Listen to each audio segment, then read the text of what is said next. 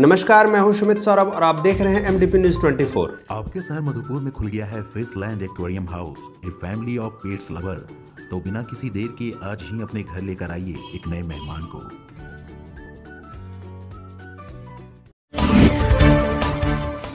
आगे बढ़ने से पहले नजर डालते हैं आज के हेडलाइंस पे। मधुपुर बैडमिंटन हॉल में आयोजित हुआ संथाल परगना ताइक्वांडो चैंपियनशिप। 1 मार्च से खुल जाएंगे सभी मध्य विद्यालय, 8वीं की कक्षा हो जाएगी प्रारंभ। कजरा शिव मंदिर में चल रहे नवाह पारायण मानस यज्ञ का हुआ समापन। रविंद्र जैन के गीतों पर झूमे सरस कुंज के बच्चे। परिसर में मनाया गया पद्मश्री रविंद्र जैन जयंती समारोह। महुआटांड़ पंचायत में झामू ने बूथ कमेटी किया गठित। जसीडी सरस कुंज में हुआ चित्र प्रदर्शनी का आयोजन। आपके शहर मधुपुर में खुल गया है बुलेट का सर्विस सेंटर, जहां आपके रॉयल इनफील्ड से जुड़े सभी ओरिजिनल पार्ट्स और मॉडिफाई करने का सारा सामान उचित मूल्य पर उपलब्ध है। अब खबरों को जानते हैं विस्तार से। पहला संथाल परगना ताइक्वांडो चैंपियनशिप 2021 का आयोजन रेलवे बैडमिंटन हॉल में आयोजित किया गया। अनुमंडल पुलिस पदाधिकारी विनोद रवानी व थाना इंचार्ज मनोज कुमार मलिक ने विधिवत रूप से इस कार्यक्रम का उद्घाटन किया। इस प्रतियोगिता में मधुपुर की टीम विजेता रही, जबकि रनरअप देवघर की टीम रही। इस कार्यक्रम का सफल आयोजन मधुपुर ताइक्वांडो के कोच दीपक मैसी और ओम प्रकाश तथा जिला ताइक्वांडो के जिला सचिव गिरधारी लाल की देखरेख में की गई। निर्णायक की भूमिका राजेंद्र कुमार यादव कोडरमा। प्रतियोगिता में संथाल परगना के मधुपुर, देवघर, दुमका, गोड्डा की टीमों ने भाग लिया। मौके पर पुलिस पदाधिकारी विनोद रवानी ने बच्चों को हौसला बढ़ाते हुए इस तरह के आयोजन से बच्चों का बौद्धिक क्षमता बढ़ती है, सभी का शारीरिक विकास होता है। वहीं विजेता बच्चों को राज परिवार और गंगा नारायण सिंह ने मोमेंटो देकर सम्मानित किया।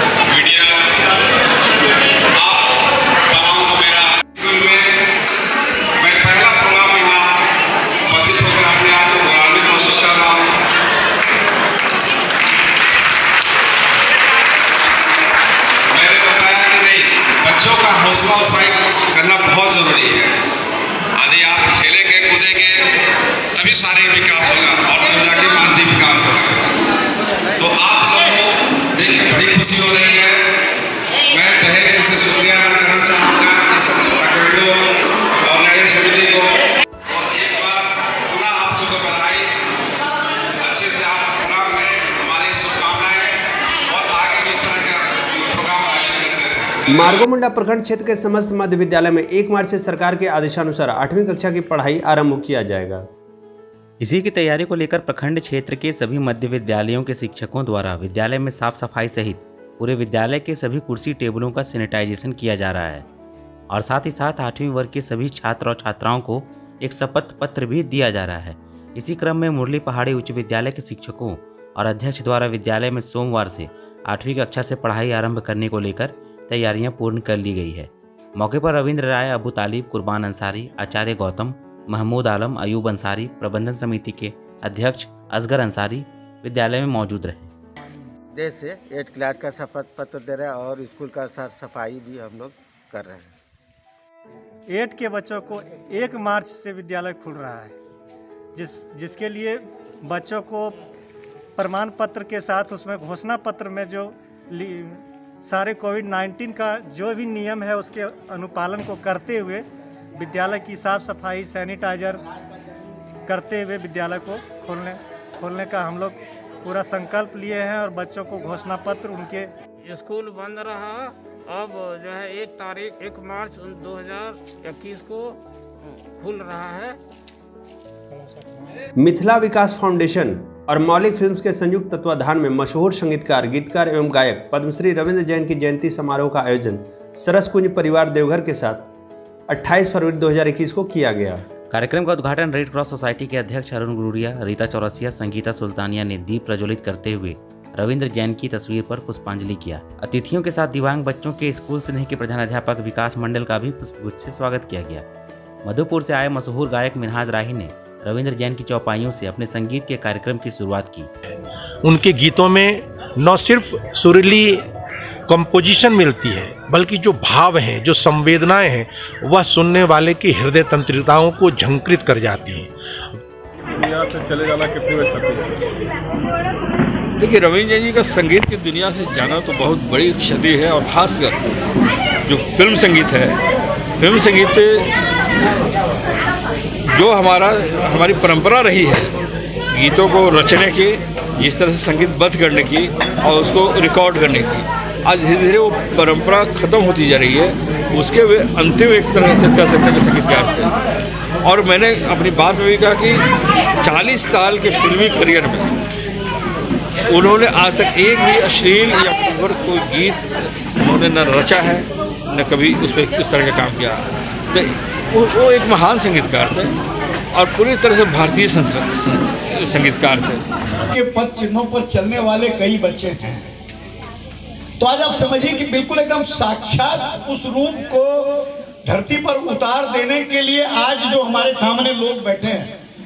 और मैं और बात करूं उसके पहले मैं यहाँ के प्रिंसिपल साहब से अनुरोध करना चाहूंगा कि ये तो जरूर बात है कि रविंद्र जैन जी अब दूसरा नहीं हो सकता है, लेकिन ये भी असंभव नहीं है। आज उनकी जयंती पर इस बात का यदि प्रण लें कि हम लोग देवघर की भूमि से इस सरस कुंज से दूसरा रविंद्र जैन पैदा करें।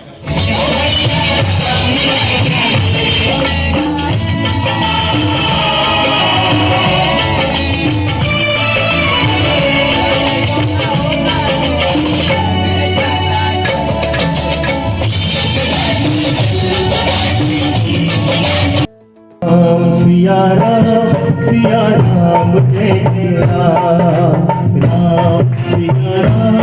सिया राम जय राम, मंगल भवन।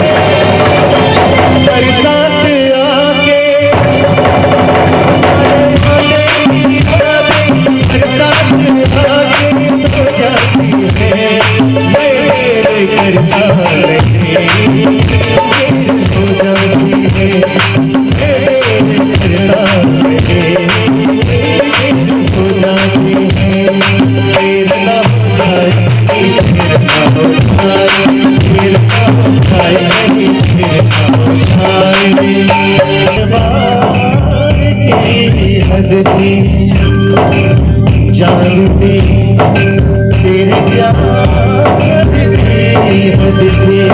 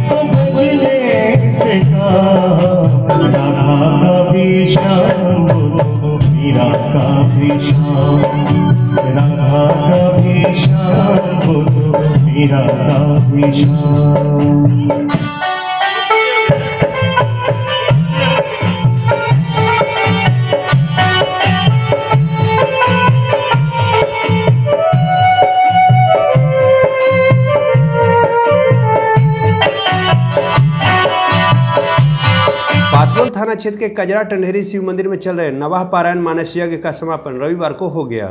शनिवार को यज्ञ में आई प्रवचनकर्ता साध्वी अखिलेश्वरी देवी ने श्रद्धालुओं को संबोधित करते हुए कहा कि रामायण की कथा वह अथाह सागर है जिसमें गोते लगाने वाले को आत्मिक शांति की मोती मिलती है। रामायण का जितना भी मंथन होता है उससे अमृत की धारा निकलती रहती है। वहीं कहा कि कजरा की धरती पुण्यशाली है, जहां 60 वर्षों से भगवान राम और शिव का समागम हो रहा है। पिछले 8 दिन से जनसैलाब यज्ञ में उमड़ रहा है। ये यहाँ से अब मेला वगैरह सब जा रहे हैं और चले ही जाएंगे। हमारे साथ में हैं इसी क्षेत्र के, इसी धरती के, आप कह लें वन मैन आर्मी पथार के ललन मिश्रा जी। और ललन मिश्रा जी को कुछ क्षोभ है यहाँ पे, ये जो पसरी हुई जो गंदगी है, जिसका कोई समाधान नहीं ढूंढा गया है। ये ललन मिश्रा कुछ कहना चाहते हैं। हम जानते हैं ललन मिश्रा जी से कि इनका क्या कहना है। बताइए ललन मिश्रा जी, क्या कहना चाह रहे हैं आप? कजरेश्वर बाबा के प्रांगण में हम लोग आज नहीं, कई सालों से ऐसा करते हैं कि जब यज्ञ समाप्त हो जाता है तो शिक्षित समाज के लोगों द्वारा जो खाया हुआ जूठा हुआ पत्तल रहता है, शिक्षित समाज के लोगों द्वारा, क्योंकि जब उतना शिक्षित नहीं था समाज, तब उनको ये डर लगता था कि हरी बाब बगलम दुर्गा मंडा है, दुर्गा मंडा में पड़ जाते, शिवजी लम मंदिर में ढू जाते, मत जुठवा न साइड करी फेंकबे, चाहे डस्टबिन रखबे। अब शिक्षित समाज के लोग द्वारा जो खाए गए जूठे पत्तल हैं, इसको आके इसका क्या निराकरण होगा? तो यही कहना चाह रहे थे हम कि समाज के वैसे युवा पीढ़ी, नौजवान दोस्तों, आप जो ग्रुप में गप करते हैं, 5-10-20 रहते हैं, तो कभी आकर अपने गांव से अगल बगल से 5-10 मिलकर साफ सफाई में भी थोड़ा सा सम्मिलित हो जाइए और लोगों से कहिए, और आप भी खुद सोचिए कि ऐसा हमें नहीं करना चाहिए। बगल में दुर्गा मंडप है, शिव जी का मंदिर है, बजरंगबली का मंदिर है, चारों तरफ उड़ के पड़ेगा तो फिर हमारा सनातन धर्म के प्रति, ये गलत आस्था के प्रति गलत आस्था चोट जैसा लगेगा कि नहीं। इसलिए नौजवान साथी से ऐसा कह रहे थे, या फिर जो भी करवाए, प्रयास ऐसा रहता है कि हर साल लगभग सफाई हम करते हैं। आज इसलिए नहीं शुरू किए क्योंकि अगर आज अभी सफाई करेंगे और एक जगह जला देंगे तो कहीं भूल से अगर आग पकड़ जाए तो दिक्कत हो जाएगी। इसलिए आज नहीं किए, 1-2 दिन में शुरू कर देंगे। और एक और बात था सर कि लोग देखेंगे गंदगी, इसके लिए भी आज हम लोग नहीं कर रहे। हम निवेदन किया आज हम फेसबुक के माध्यम से युवा साथी से कि आप भी कुछ सार्थक पहल समाज के लिए जरूर कर दें, क्योंकि समिति वाले क्या करेंगे? समिति वाले को पहले कुछ सोचना चाहिए था, लेकिन समिति वाले क्या करेंगे, किसको मना करेंगे? इसलिए कम से कम हम सभी युवा साथी को ऐसा चाहिए कि हम लोग समाज के प्रति कुछ सजगता के साथ, सच्ची निष्ठा के साथ अच्छा राह पर चलकर अच्छा कार्य करें। धन्यवाद। मधुपुर विधानसभा उपचुनाव के मद्देनजर मार्गोमुंडा प्रखंड क्षेत्र के महुआटांड़ पंचायत में झामो पंचायत अध्यक्ष रियायत अंसारी ने अपने पंचायत के अंतर्गत 6 बूथों का बूथ कमेटी गठन कर लिया है। मधुपुर विधानसभा उपचुनाव जैसे जैसे नजदीक आता जा रहा है, पार्टी कार्यकर्ता सक्रियता के साथ अपने पार्टी के लिए कार्यरत हैं। मौके पर पंचायत अध्यक्ष ने बताया कि एक बूथ पर 20 से लेकर 25 लोगों को सदस्य बनाया गया है, ताकि मतदान के दिन मतदान कर्मियों को किसी तरह की परेशानी का सामना न करना पड़े। साथ ही निडर और निर्भय होकर वो अपने मतदान केंद्र में जाकर मतदान कर सकें।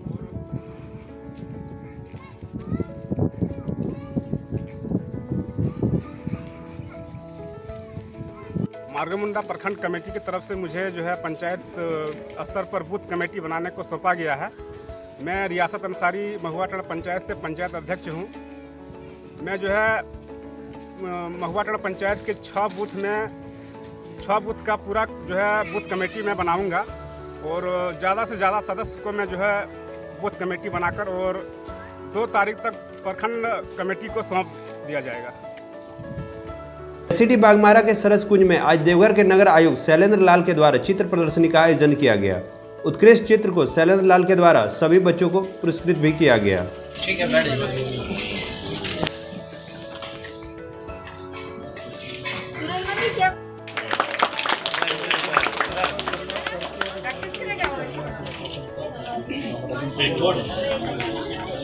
पुष्पा या